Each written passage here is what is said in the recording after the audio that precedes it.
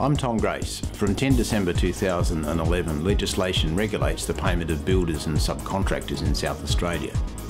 This video is a hypothetical scenario illustrating one aspect of the Building and Construction Industry Security of Payment Act 2009. Fenwick Elliott Grace specialise in construction and engineering law. Find us at feg.com.au.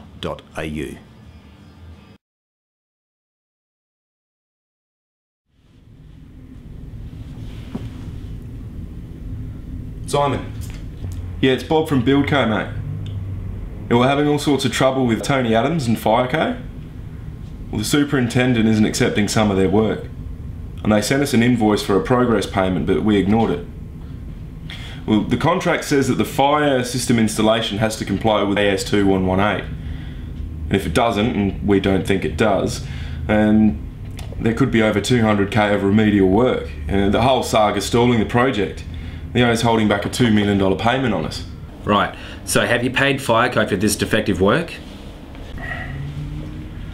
Well, Tony asked for a progress payment, which we didn't pay because of the defects.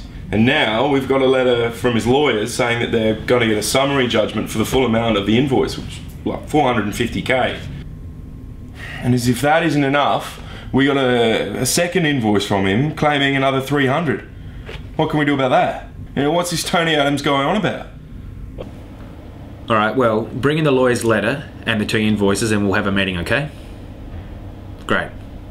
Alright, speak to you then, Bob.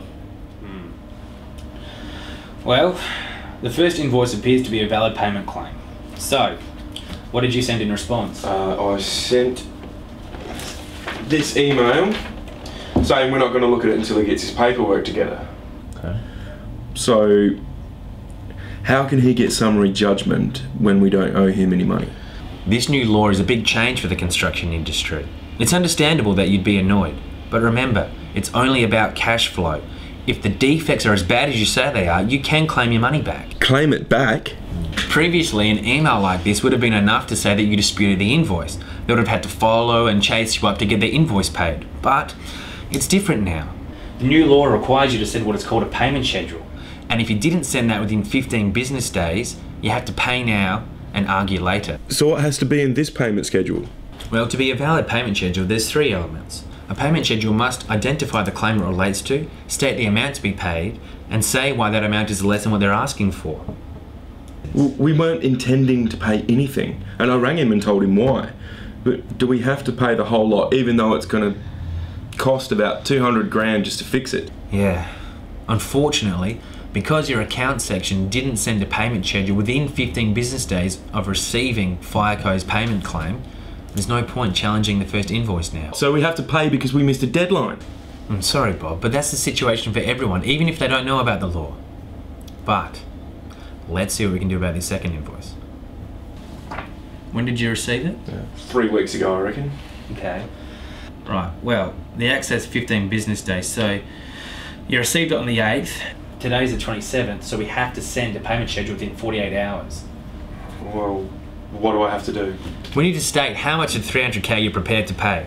That might be 0 by the sounds of this guy. Then we need to state all of your reasons for not paying the full amount so we can put them in the payment schedule. Any documents you have to support this, scan them and send them through and we'll annex them to the payment schedule. Alright, well I'll get the site foreman to email you the reasons today, but I can't believe this. Yeah. Thanks for sending through that email. And no documentation has arrived yet to certify that the pipe complies with Australian standards. Nah, no progress on that. We paid the invoice in full and the project's still held up. Right. So the defects aren't as bad as you thought. It's only some of the pipe that's not compliant. I thought you were saying you might owe 0, but now you reckon you can fix it for 120k? Yeah, it's not as bad as the foreman told me. We prepared a payment schedule based on the email, so here's your copy. If you'd like to have a look, we'll go through it. And number 1, we've said that this payment schedule refers to their payment claim. Number 2, we've said that you are prepared to pay only 130k of the 300,000 claimed. And 3, because it is less than their claimed amount, we've set out here your reasons for withholding the 170k. At A, we refer to the schedule and the lack of documentation required by the contract. B, we attach the superintendent's letter to you explaining why he's not accepting the defects. C is your estimate for costs to rectify the defects, which was $120,000. And D is the building program showing the delay that they have caused to the project. And E is the calculation of the liquidated damages that works out to $50,000. Okay, that looks good. Now, are there any other valid reasons you can think of? It's important that you put them all here because if Tony applies for adjudication, you'll be limited to what's listed in this document. Adjudication? Or under the Act, because you aren't paying the full amount claimed, he can apply for an adjudicator to determine whether you should pay more than the $130K you've agreed to. An adjudicator is like a private judge who has authority under the Act to determine progress payment amounts. Adjudication is a short timeframe cash flow resolution process. Well, I doubt he'll challenge it. I mean, he's probably high-fiving around the joint just because of the fact that we paid out that first invoice. Okay, now you are sure that that is all the reasons? Yeah, I suppose. Great. Okay, well, we'll leave it at that and see what develops.